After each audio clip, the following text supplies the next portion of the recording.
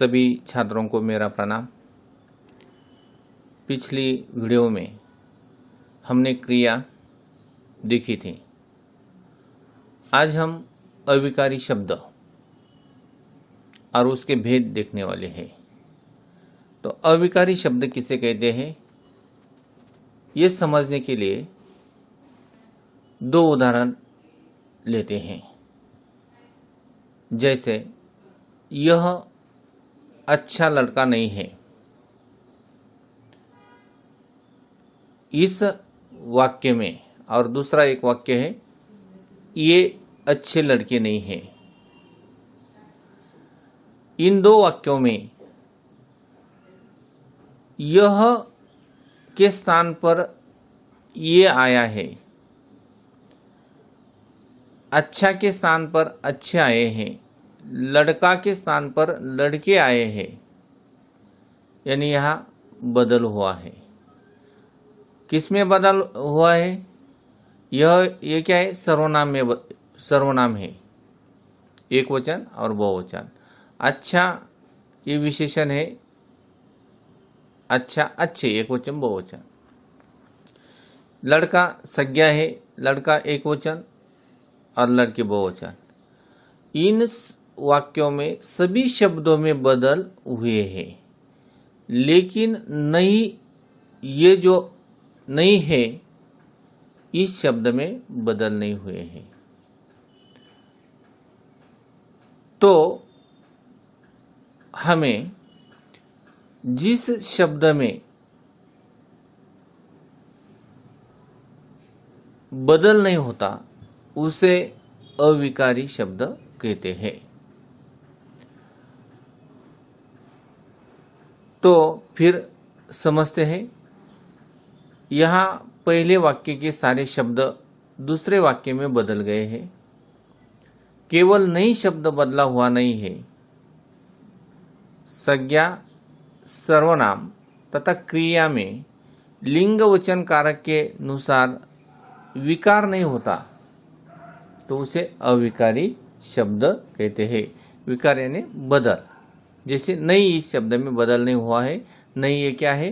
अविकारी शब्द है। सभी के समझ में आया होगा। अभी अविकारी शब्द के भेद देखेंगे, जिसे हम अव्यय के भेद कहते हैं। एक है क्रिया विशेषण अव्यय, दूसरा है संबंध बोधक अव्यय, तीसरा है समुच्चय बोधक अव्यय और चौथा है विस्मयादि बोधक अव्यय। इन चारों भेदों में से एक एक करके हम आगे जाएंगे। तो पहले क्रिया विशेषण अव्यय, उसके लिए हम दो चार उदाहरण लेते हैं। देखो, वहाँ कोई नहीं था, साइकिल आएगा। घोड़ा तेज दौड़ता है, माँ ने बहुत समझाया। देखो, क्रिया विशेषण की जो परिभाषा है वो बहुत ही आसान है कि इस वाक्य में क्रिया की विशेषता बताने वाले शब्द को क्रिया विशेषण अव्यय कहते हैं। क्रिया किस स्थिति में हो रही है, किस स्थान में हो रही है, किस रीति में हो रही है, किस परिमाण में हो रही है, इसके बारे में हमें पता चलता है, उसे क्रिया विशेषण अव्यय कहते हैं। इन चार वाक्यों में वहाँ कोई नहीं था, पहला वाक्य, वहाँ इस स्थान के बारे में बताता है, स्थान के बारे में विशेषता बताता है, इसीलिए वहाँ क्रिया विशेषण अव्यय है। साइकिल आएगा, आने वाला है, लेकिन कब आएगा, कल आएगा, ये काल के बारे में बताता है। घोड़ा तेज दौड़ता है, इस वाक्य में घोड़े की दौड़ने की स्थिति किस प्रकार की है, यानी रीति किस प्रकार की है, पद्धति किस प्रकार की है, इसके बारे में बताता है। इसीलिए तेज ये शब्द क्रिया के बारे में बताता है, इसीलिए उसे क्रिया विशेषण अव्यय कहते हैं। माँ ने बहुत समझाया, बहुत यानी कितना, बहुत परिमाण बताता है, कम ज़्यादा इसी तरह बहुत ये परिमाण बताता है। और बहुत समझाने की क्रिया किस तरह होती है इसके बारे में हमें बताते हैं, उसे क्रिया विशेषण अव्यय कहते हैं। तो इन 4 वाक्यों में से क्रिया विशेषण अव्यय किसे कहते हैं ये हम समझेंगे। इन 4 वाक्यों में क्रिया किस तरह होती है इसके बारे में पता चलता है, वह क्रिया की विशेषता बताता है, उसे क्रिया विशेषण अव्यय कहते हैं। तो परिभाषा किस प्रकार होती है ये हम देखते हैं। क्रिया विशेषण की परिभाषा, जो अव्यय क्रिया की विशेषता स्थान, काल, रीति, परिमाण के बारे में बताता है, उसे क्रिया विशेषण अव्यय कहते हैं। क्रिया विशेषण आप लोगों के ध्यान में आया होगा कि क्रिया विशेषण में बहुत ही आसान है। क्रिया विशेषण शब्द पहचानना बहुत ही आसान है कि क्रिया किस प्रकार हो रही है, कहाँ हो रही है, किस काल में हो रही है, किस पद्धति से हो रही है, कितने परिमाण में हो रही है, इसके बारे में हमें जो शब्द बताता है उसे क्रिया विशेषण अव्यय कहते हैं। तो दूसरा जो भेद है समुच्चय बोधक अव्यय। इस समुच्चय बोधक अव्यय के भी हम पहले उदाहरण लेते हैं और बाद में उसकी परिभाषा बनाते हैं।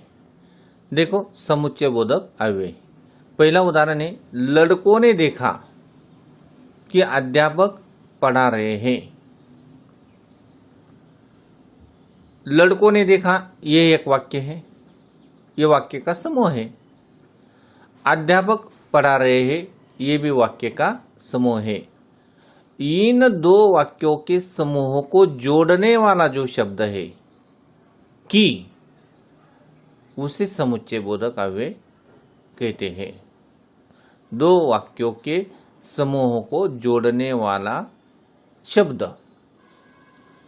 उसे समुच्चय बोधक वाक्य कहते हैं। दूसरा एक वाक्य लेते हैं, वह आना चाहता था लेकिन न आ सका। इसमें भी 2 वाक्य का समूह है। वह आना चाहता था एक वाक्य है, न आ सका ये दूसरा वाक्य है। इन दोनों वाक्यों को लेकिन इस अव्यय ने जोड़ा है, इन 2 वाक्य के समूह को जोड़ा है, इसीलिए लेकिन इस शब्द को समुच्चय बोधक अव्यय कहते हैं। और तीसरा एक वाक्य लेते हैं, राम और लखन दोनों एक ही मकान में रहते हैं। यहाँ राम एक शब्द है और लखन एक शब्द है। इन 2 शब्दों को और इस समुच्चय बोधक अव्यय ने जोड़ा है, इसीलिए उसे समुच्चय बोधक अव्यय कहते हैं। इन 3 उदाहरण से हमें यह मालूम हुआ होगा कि लेकिन और परंतु ऐसे जो शब्द है वे समुच्चय को जोड़ते हैं, 2 शब्द को जोड़ते हैं, तो उसे समुच्चय बोधक अव्यय कहते हैं। देखो इन 3 वाक्यों में कि, लेकिन और इन अव्ययों ने 2 शब्द समूह 2 शब्दों को जोड़ा है, उसे समुच्चय बोधक अव्यय कहते हैं। बिल्कुल आसान है कि 2 शब्द 2 वाक्य या 2 शब्द समूह को जिस शब्द से जोड़ते हैं उसे समुच्चय बोधक अव्यय कहते हैं। तो परिभाषा देखते हैं। जो अव्यय एक वाक्य को दूसरे वाक्य से एक शब्द समूह को दूसरे शब्द समूह से या एक शब्द को दूसरे शब्द से जोड़ते हैं, उन्हें समुच्चय बोधक अव्यय कहते हैं। तो सभी छात्रों के समझ में आए होंगे कि आज के लिए यही रुकते हैं। अगर आपको ये वीडियो अच्छी लगी तो लाइक करना भूलना नहीं है। तब तक के लिए धन्यवाद।